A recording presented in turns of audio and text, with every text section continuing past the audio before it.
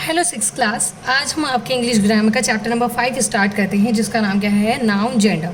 ठीक है, noun numbers हमने पहले क्लास में किया था, अब इसमें है noun gender.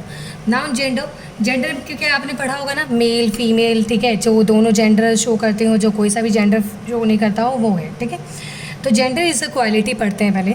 Gender is a quality of a noun और pronoun that classify it as a masculine, feminine, common और न्यूट्रल जेंडर। जेंडर ऐसी क्वालिटी होती है जो कि किसी नाउन या प्रोनाउन को क्लासीफाई करने में काम आते हैं कि वो मेल है, फीमेल है या फिर कॉमन है, यानी कि वो दोनों हो सकता है, या फिर न्यूट्रल है, मतलब कि कोई सा भी नहीं होगा, मतलब कि कोई भी जेंडर उसका नहीं होगा। जैसे नॉन लिविंग थिंग का कोई जेंडर होता है, मेल फीमेल हम बता सकते हैं नहीं, तो ये क्लासीफाई काम करने में आता है क्या, gender. Okay, example, my sister Sonakshi and mister Verma's son Sushant are friend. क्या बोल रहा है, देखो, माई सिस्टर सोनाक्षी, ठीक है, and mister Verma's son Sushant are friends. ठीक है, तो इधर हमें पता चल रहा है माई सिस्टर, ये क्या है, सोनाक्षी क्या है, फेमिनाइन है, लड़की है। मिस्टर वर्माज सन, वर्मा की जो बेटे का नाम क्या है, सुशांत, वो क्या है, मेल है, मैस्कुलाइन में आ जाएगा। आर फ्रेंड्स, फ्रेंड में कोई भी हो सकता है, फ्रेंड में कोई भी हो सकता है, चाहे वो मेल हो चाहे फीमेल हो। फ्रेंड आपके दोस्त हैं तो फीमेल भी हो सकती है, मेल भी हो सकती है, लड़का भी हो सकती है, लड़की भी हो सकती है। तो फ्रेंड में कॉमन जेंडर होता है, तो इसमें 3 जेंडर मिल गए, ये फेमिनाइन, ये मैस्कुलाइन और ये कॉमन जेंडर। ओके, तो इसी के साथ they went to the same school. आप देखो यहाँ पे एक और एग्जाम्पल मिलेगा न्यूट्रल जेंडर।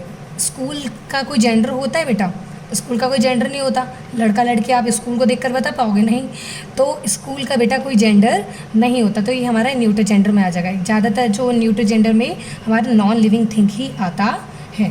ओके, तो अब ये कुछ चीज़ें यही आता है हमारा। ठीक है, तो हमने ये पढ़ लिया अपना, नॉन लिविंग थिंग में ज़्यादातर आता है हमारा neutral gender. The quality that help us to identify the above in a noun are called gender. ठीक है, तो यही आइडेंटिफाई जो मैंने करना सिखाया ना, कि मैस्कुलाइन है, फेमिनाइन है, कॉमन है या क्या है, तो वही हमारा क्या कहलाता है, जेंडर। अब टाइप्स ऑफ जेंडर पढ़ते हैं बेटा। There are 4 types of gender, 4 type के जेंडर होते हैं। एक मैस्कुलाइन, फेमिनाइन, कॉमन, न्यूट्रल पढ़ लिया हमने।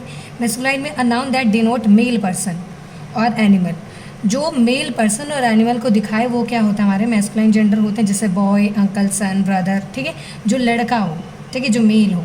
फेमिनाइन में जो क्या हो, फीमेल हो, जैसे कि वुमेन, गर्ल, आंट, डॉटर। ठीक है, ये समझ में आ गया। कॉमन में a noun that denotes either male और female is said to be the common gender. एक ऐसा कॉमन, मतलब कि वो नाउन जो कि दोनों के लिए यूज़ हो जाए, एक्सप्लेन, डिनोट, दोनों को डिनोट करने के काम आ जाए। ठीक है, चाहे मेल हो चाहे फीमेल। जैसे कि चाइल्ड को पढ़ के आपको पता चलेगा लड़का है लड़की, ठीक है, दोनों हो सकता है, वैसे ही। ओके, तो कॉमन जेंडर, जैसे मैं कहूँ डॉक्टर से आपको पता चलता है कि मेल डॉक्टर है या फीमेल।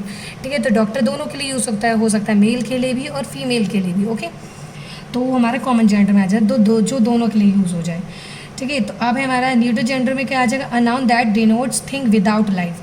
न्यूट्रल जेंडर में वो चीज़ें आ जाती हैं जो इसके पास लाइफ नहीं होती। ठीक है, लाइफ नहीं होती वो चीज़ें यूज़ होती हैं, जैसे house, tree, chair, table.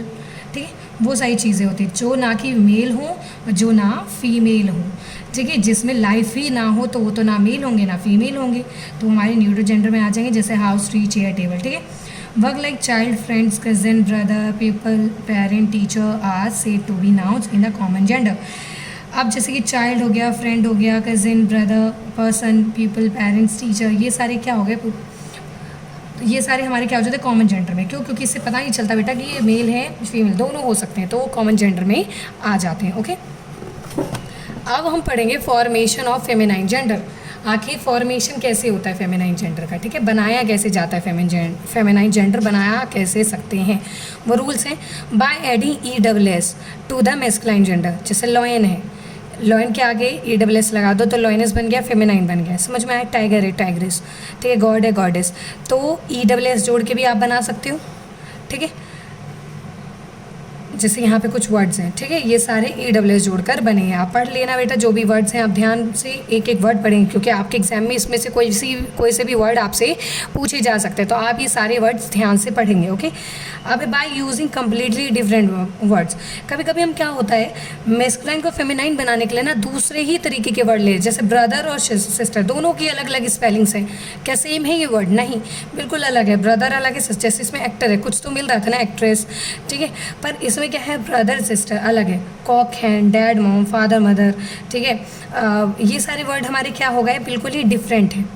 Okay, bull cow, तो ये बिल्कुल चीज़ अलग है हमारा, तो ये हमारा क्या किस में आ जाएगा, कंप्लीटली डिफरेंट वर्ड में आ जाएगा। ओके, अब by the formation of compound word that is by adding another word to the feminine noun.